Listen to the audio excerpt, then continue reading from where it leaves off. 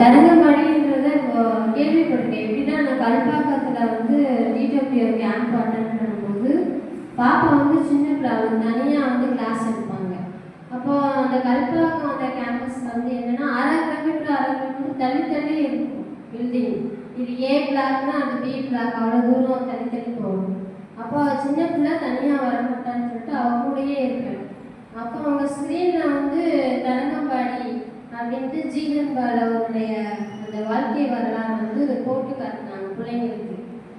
அது வந்து திருநெல்வேலியிலேருந்து வந்தாங்க. அவங்க பேர் சைமன், அவங்க ஃபேமிலி அதில் வந்து ஒர்க் பண்ணுறாங்க. அந்த டிடபிள்யூ போட்டு காட்டினாங்க. அப்போது அதெல்லாம் பார்த்தோம்னா இப்படி வந்து மிஷினரிகள் வந்து விதைச்ச விதைகள் வந்து இன்னைக்கு நமக்கு இவ்வளோ தூரம் நம்ம வளர்ந்ததற்கு விசுவாசத்துக்கு ஏதுவாக இருந்திருக்கு அப்படின்ட்டு நான் நினச்சேன். ஆனால் இந்த இடத்த பார்க்கணும்னு போன டிசம்பரில் வந்து சும்மா இப்படி பார்த்துட்டு அவருடைய முடி மாதிரியே இந்த மாடியில் வச்சுருந்தாங்க. இங்கே இருக்குது முடி, அவருடைய முடியல அந்த முடி மாதிரி வச்சுருந்தாங்க. அதை போட்டுட்டு ஒரு ஃபோட்டோ எடுங்க அப்படின்னாங்க. அப்புறம் வந்து பைபிள் அந்த சென்டென்ஸ் வசனத்தை வந்து எழுத சொன்னாங்க. அது எப்படின்னா நம்ம எப்படி பைபிளை வந்து எங்கே முடியுதோ அங்கே வரைக்கும் தான் முடிக்கணும். அதுக்கு எடுத்து ஒரு லெட்டர் ஒரு எழுத்து கூட நம்ம எழுதிடக்கூடாது.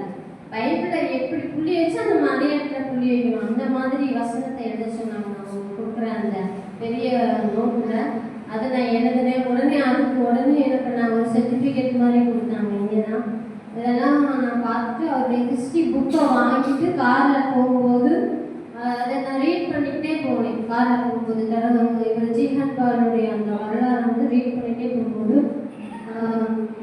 1741 இந்த சர்ச்சை பண்ணியிருந்தாங்க.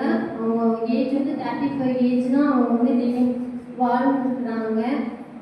14 வயதுலே இந்த கடற்கரை மணலில் கால் வச்சுருந்தாங்க. அவருக்குள்ள ஒரு பாகம் சொத்துக்களை விற்று இங்கே வந்து அவங்க இதை பண்ணியிருந்தாங்க. ஆனால் இன்னைக்கு நம்ம ஊழியக்காரங்க எப்படின்னா இவ்வளோ செலவு அவ்வளோ செலவாகுதேன்னு சொல்லிட்டு நம்ம அந்த ஒரு விஷயத்தை தான் பார்க்குறோம், சூழ்நிலைகளை பார்க்குறோம். அதே மாதிரி சொத்துக்கள் சேர்க்கறதுக்கு பார்க்குறோம். ஆனால் சொத்துக்களை விற்று அன்னைக்குரிய மிஷினரிகள் இங்கே வந்து நம்மளுடைய என்ன பண்ண ஆண்டவருக்காக வாழ்ந்தாங்க. ஆனால் இன்னைக்கு வந்து நம்ம அப்படி கிடையாது. சொத்துக்களை சேர்க்கிற ஊழியர்களை தான் நம்ம இன்னைக்கு பார்த்துருக்கோம். ஸோ அது எனக்குள்ள ஒரு வாரமாக இருந்தது. அந்த புக்கை வந்து நான் ரீட் பண்ணிக்கிட்டே காரில் போனேன். இப்படி ஒருத்தர் அவருடைய லைஃபையே அர்ப்பணிச்சுட்டு இருப்பாருங்களேன். நம்ம வந்து இன்னைக்கு சம்டைம் நம்ம சாப்பிட்ற உணவு வந்து ஒத்துக்கிற மாட்டேங்குது. அப்போ நம்ம எவ்வளோ கஷ்டப்படுறோம். ஒரு சாப்பாடு சாப்பிடணும்னா அது ஜீரணமானாதான் நம்ம ஆரோக்கியம். அது ஜீரணம் ஆகலைன்னா நமக்கு எவ்வளோ கஷ்டமாக இருக்குது. இப்போ சப்பாத்திலாம் சில பேருக்கு பிடிக்காது, சில பிடிக்காத உணவுகள் இருக்குது. நம்ம உடல் வந்து அதை அப்செட் பண்ணணும். ஆனால் அவர் ஜீவன் பாலுக்கு வந்து நிறைய ஃபுட்டு வந்து அவருக்கு பாய்சனாக தான் இருந்திருக்கு. அவர் வந்து உணவு பிரச்சனைகளால் நிறையா கஷ்டப்பட்டுருக்கிறாரு. அந்த புக்கில் நம்ம வசிச்சேன். ஏன்னா அவருக்கு வந்து அதை ஏற்றுக்கிறல. நம்மளுடைய உணவு முறைகள் வந்து அவருக்கு வந்து உடம்புக்கு வந்து ஏற்றுக்கிறல. அதனாலேயே அவர் வந்து நோய்வாய்ப்பட்டு கஷ்டப்பட்டுருக்கிறாரு. அதன் நிமித்தமும் அவர் வந்து இதை செஞ்சு முடிச்சிடணும், அதை செஞ்சு முடிச்சிடணுன்ற ஒரு வைராக்கியம் அவருக்குள்ள இருந்தது. அந்த ஒரு வைராக்கியம் என்ன பண்ணணும்னா நம்மளை ஒவ்வொரு விஷயத்துலையுமே என்ன பண்ணணும், அழுத்தணும். அப்படின்னா நமக்குள்ள ஆத்மா பாரத்தை தேவனிடத்துல நம்ம கேட்கணும். அதே மாதிரி அவர் சிறைச்சாலையில் இருக்கும்போதும் சும்மா இல்லாமல் ஒரு பேனா ஒரு பேப்பர் அப்பவும் என்ன பண்ணுறாரு, தமிழை அவர் என்ன பண்ணுறாரு கற்றுக்கொள்கிறார். அந்த தமிழ் மொழியை கற்றுக்கொள்வதற்கு அவர் எவ்வளோ பாடுபட்டார் அப்படின்றத நிறைய விஷயத்த நான் வாசிக்கிட்டே போகும்போது. ஆனால் இன்னைக்கு இதெல்லாம் நாங்கள் அரேஞ்ச் பண்ணணும்னு நான் நினைக்கல. அந்த புக்கை வாசிக்கும் போது ஒரு சின்ன ப்ரேயர் தான் பண்ணினேன். ஸோ அப்படி ஒரு வாரத்துள்ள மனுஷனை கொடுத்ததுக்காக ஏசப்பா உங்களுக்கு நான் நன்றி செலுத்துகிறேன். அது மாதிரியான மனுஷங்க இன்னும் உருவாக்கணும், அப்படிப்பட்டவங்களை நீங்கள் உருவாக்குங்க அப்படின்ட்டு தான் நான் வந்து ஜெபிச்சேன். ஆனால் எங்களுக்கு இந்த இடம் கிடைக்கும், இவங்க யாருமே எங்களுக்கு அறிமுகம் கிடையாது.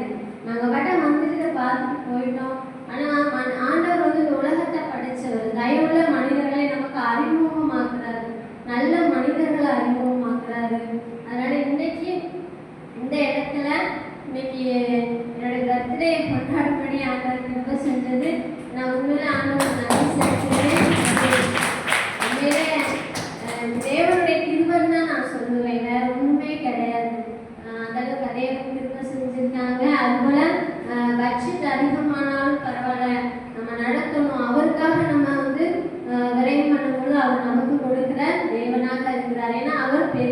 ஐஸ்வர்யம் உள்ளவர் அப்படின்னு நாங்கள் வந்து ஒரு தாகத்தோடு இருந்தோம். கர்த்தர் கிருபையாய் நடத்தினாங்க. அதுபோல் நாங்கள் வந்து கூப்பிட்ட தம்பி சுமன் வந்து பிள்ளைங்களை வச்சுட்டு இந்த இடத்துல இவ்வளோ தூரம் வந்திருக்கிறாங்க. அதுக்கு நாங்கள் நன்றி சொல்லிட்டோம். நிறைய பேர் நாங்கள் கூப்பிட்ட உடனே அந்த அன்பின் நிமித்தமாக இந்த இடத்துக்கு வந்து பாஸ்டர் நல்லா ஹெல்ப் பண்ணாங்க.